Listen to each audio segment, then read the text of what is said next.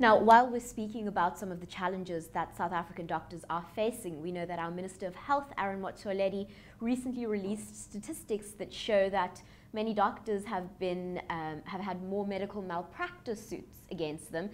The number has increased, and if I look at the figures that we have, we know at this point that the minister revealed that the cost of indemnity insurance for private specialists in neurosurgery increased by 573%, while claims related to gynecology rose by 400% between 2007 and 2014.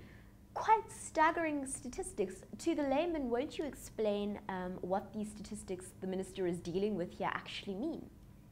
Well, this is a very recent issue, and I suspect also contributed to some of the responses in the survey.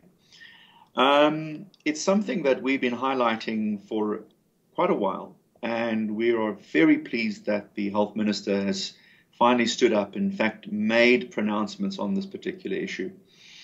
We need to be very careful, yet at the same time very honest as to how we approach the issue of medico-legal indemnity, as well as claims for alleged malpractice.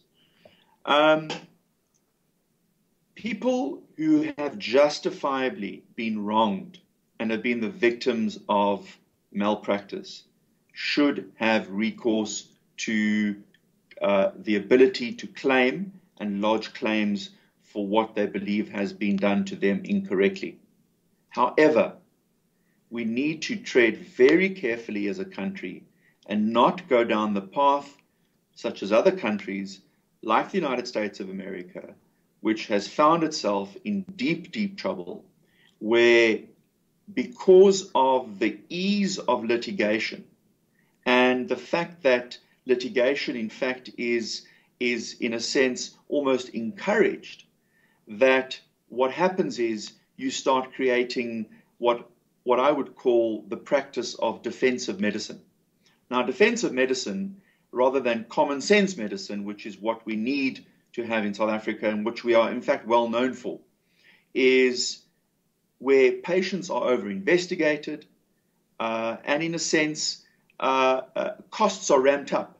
So, for example, somebody comes to you complaining of a headache and your response is, well, there may be an infinitesimally small risk that the headache, in fact, is related to, for example, a brain tumor, and you end up just doing an MRI scan of the brain on that person at the cost of well over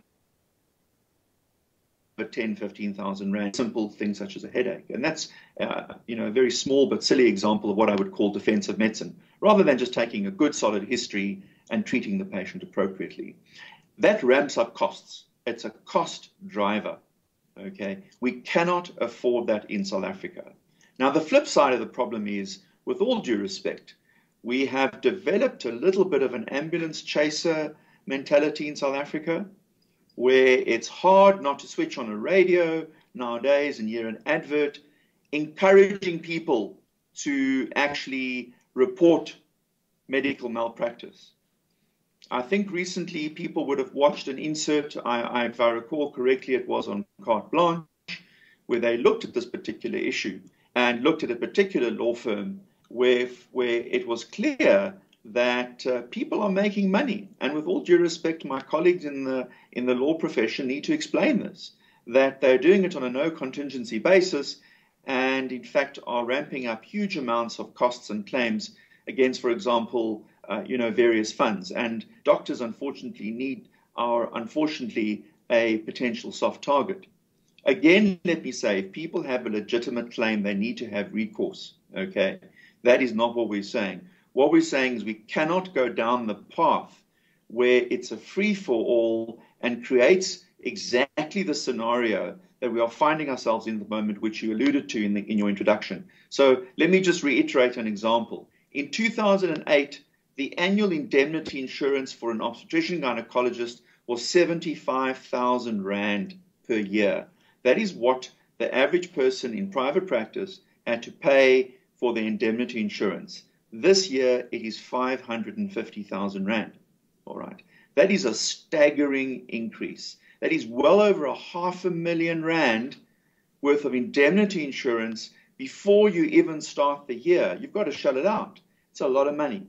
And that is driven by the claims that are being made, the litigation that is needing to be pursued, because it's excessive and in many instances, unfortunately, unnecessary. And we cannot go down that path. So the fact that the minister has spoken out about this is a good thing. We, as a country, we cannot afford to go down that path. And I want to underline that in the strongest terms. What we're also seeing is a decline, which we cannot afford, a decline in certain people gravitating towards certain specialties. And obstetrician gynecology is one of them. People simply do not want to specialize in that area because of these issues.